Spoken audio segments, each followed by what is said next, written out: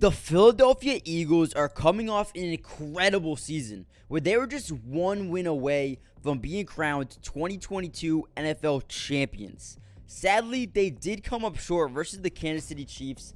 However, with that being said, the Eagles were coming into the offseason knowing that they were going to be losing a lot of former starters to free agency. And they had to make sure that they brought in a ton of fresh talent to make sure this team stayed on top of the league. In this video, I'll be breaking down everything that the Eagles have done this offseason and what they need to do next in order to come back in 2023 and this time win the Super Bowl. However, before we jump into the video, make sure you guys smash that like button. It helps out the channel so much. So let's see if we can get the video up to 400 likes.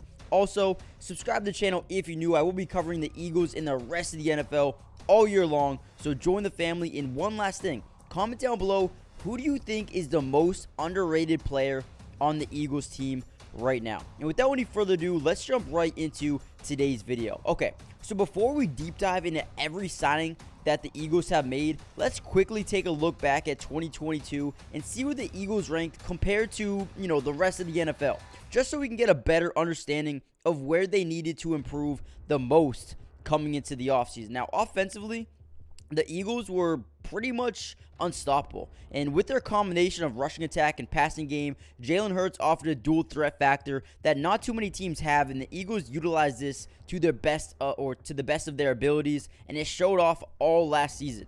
The Eagles ranked in 2022 number 2 in points per game, number 3 in yards per game, number 6 in yards per play, number 3 in third down conversion percentage, number 4 in fourth down conversion percentage, number 3 in red zone scoring, and number 1 in touchdowns per game. I mean, seriously, the Eagles were incredible, and all of these numbers prove that.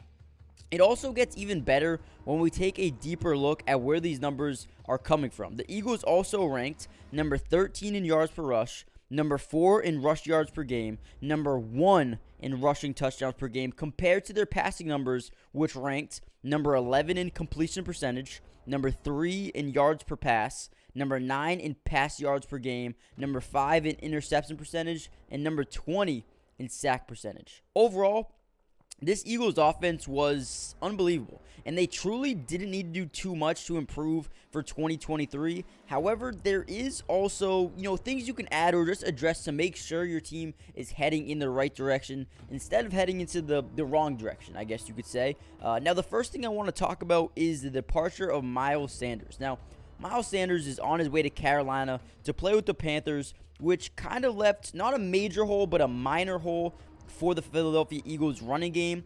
However, the Eagles came out early in free agency and signed former Seahawks running back Rashad Penny. Now, I love this signing for a couple of reasons. Rashad Penny is amazing when he is on the field. He has shown flashes of, an actual great skill set and someone you want on the field as a running back. Now, the only knock on him is he's kind of slightly injury prone. Now, if Rashad Penny can stay healthy, the Eagles might have just stole a running back out of free agency.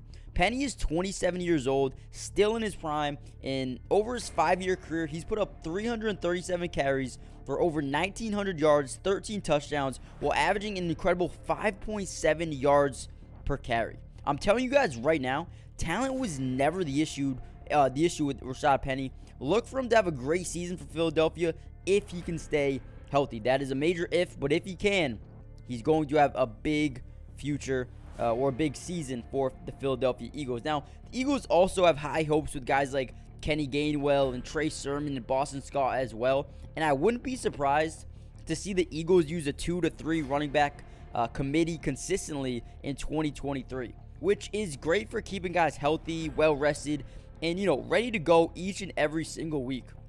We also can't rule out the fact that the Eagles could go out and draft a guy like Bijan Robinson. And listen, Bijan Robinson would instantly make this team better. He's one of the best running backs.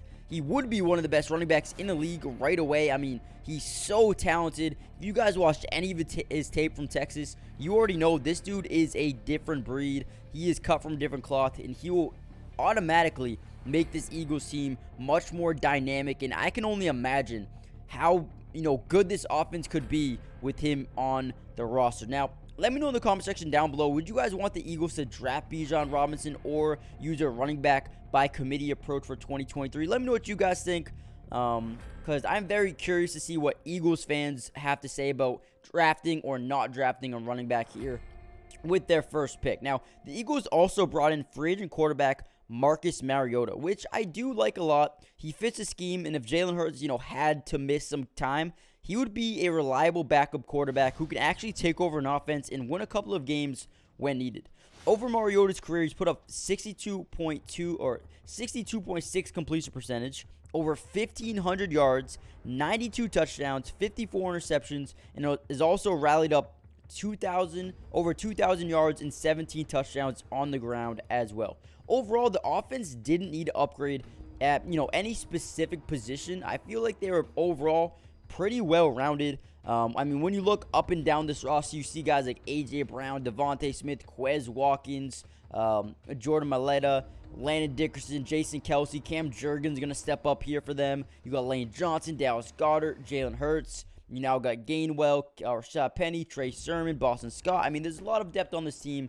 I do think there is some areas they need to improve on going forward, but I'll get into that later on in the video. So make sure you guys stick to the end, and I'll tell you guys what the Eagles need to do in order to have a big year in 2023. Now, before we jump into the defensive side of the ball, make sure you guys smash that like button if you're enjoying the video so far. I will be covering the entire NFL offseason, which includes the rest of free agency, the draft, and any trades that happen. So make sure you guys subscribe to the channel if you haven't already done so. But this is where things get a little bit interesting. Now, the Eagles defense last season was atop of the league and were one of the best in the NFL. But again, let's see where they stacked up and compared to the rest of the league back in 2022. Now, the Eagles ranked number 7 in points allowed per game, number 1 in yards allowed per game, number 1 in yards allowed per play, number 12 in third down conversion percentage, number 19 in fourth down conversion percentage, number 17 in red zone scoring percentage,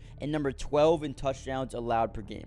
Obviously, the stats look good in some areas, but again, there's some other places that the Eagles needed to improve on in order for them to have one of the best defenses again in 2023. Now, to take a deeper look, the Eagles' rush defense ranked number 24 in yards allowed per rush, number 16 in rush yards allowed per game, and number 19 in rushing touchdowns allowed per game. Compared to their passing defense, was ranked number 14 in completion percentage, number 1 in yards allowed per pass, number 1 in pass yards allowed per game, number 10 in interception percentage, and number 1 in sack percentage. Obviously, looking at these numbers, the Eagles needed to improve in one major area, stopping the run. Now, the main thing we need to point out is the fact that the Eagles lost some pretty big key free agents this year, including guys like TJ Edwards, Javon Hargrave, and CJ Gardner-Johnson, as well as some other guys. But another thing we need to note is they were also able to retain some big guys as well, like Darius Slay, James Bradbury, Fletcher Cox, and some more. Especially on the offensive side of the ball, I think they re-signed Jason Kelsey and Lane Johnson as well, so that was big for them. But as we can tell, there is some work that needs to be done, but definitely not too much in the secondary. It looks like mainly on the defensive line or front seven side of the ball. Now, the Eagles actually came out here and made some pretty solid moves to get better after losing multiple starters.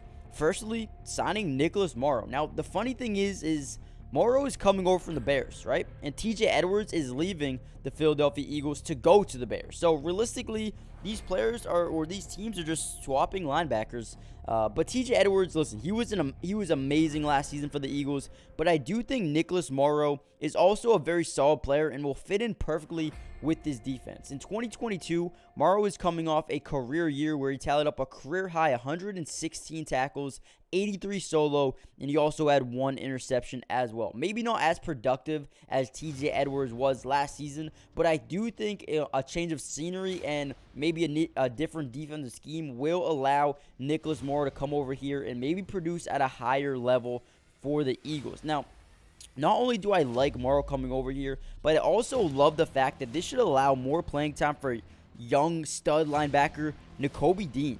Now, this linebacker core looks really good in my opinion. You got Nicholas Morrow. You also got Nakobe Dean. You got Hassan Reddick. After that, listen, After that, the depth isn't too crazy. You got Patrick Johnson, a former 7th-round pick. You got Sean Bradley, a former 6th-round pick. You got Christian Ellis and Devon Taylor, Kyron Johnson. There's not too much depth at the linebacker position other than these top 3 players. So I would say that is a need going forward for the Eagles. But their starting 3 is showing a lot of potential. And I believe they have the potential to be even better than last season.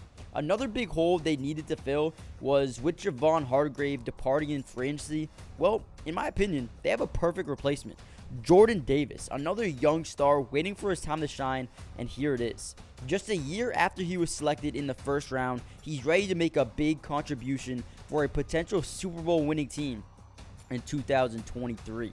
The Eagles have so much young talent up and down this roster. I'm so excited to see how much they develop in the next season. You also look at a guy like KENTAVIUS Street coming over from the Saints, who will also provide solid depth and overall just a solid rotational piece for the Eagles going forward as well. Street, over his 4-year career, has rallied up 71 tackles, 37 solo, 6.5 sacks, 1 forced fumble, and 12 stuffs. When I look at this front 7, I see a lot of potential to improve as a run defense, and as well as finding more pressure as well. I see guys like Brandon Graham, Fletcher Cox, Josh Sweat, Milton Williams, Jordan Davis, KENTAVIUS Street, and you also got Derek Barnett. I mean, it is loaded.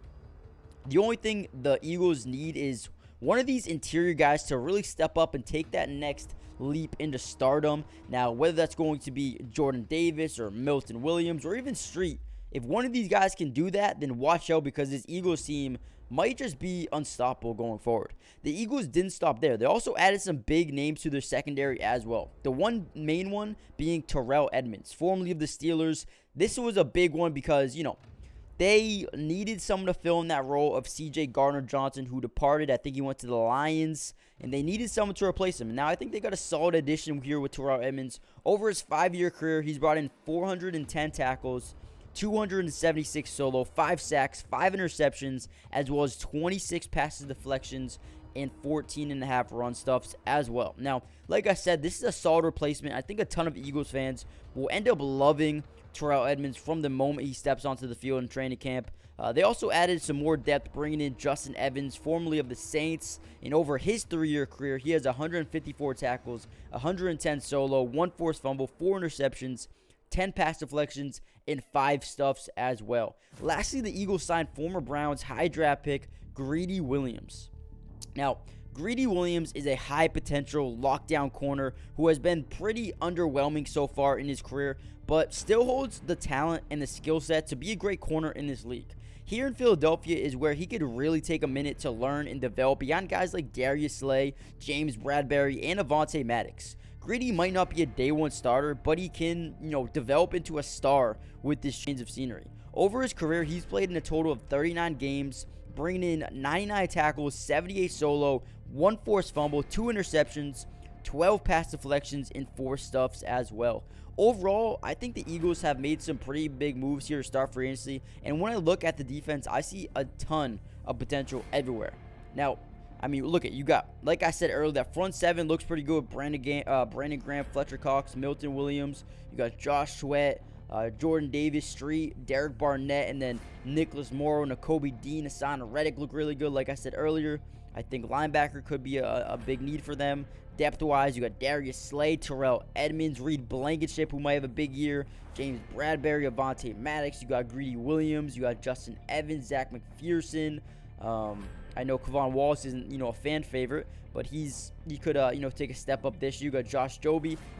Everywhere you look, there is talent up and down this roster. But with that being said, there is still some room to grow as a team. Now, in terms of what they need to do next, is just come out here, develop, and add to a couple of different positions. Like I said earlier in the video, I think running back, if they get Bijan Robinson, that would be huge. I also think linebacker is a position of need, just in terms of depth behind guys like Morrow and Nakobe Dean and Hassan Reddick. I think depth is going to be very key, especially if they have an injury. Definitely want to go out there and maybe add some linebacker depth. I would also like them to add a wide receiver. You got a couple of good ones in A.J. Brown, Devontae Smith, Quez Watkins, Greg Ward's okay.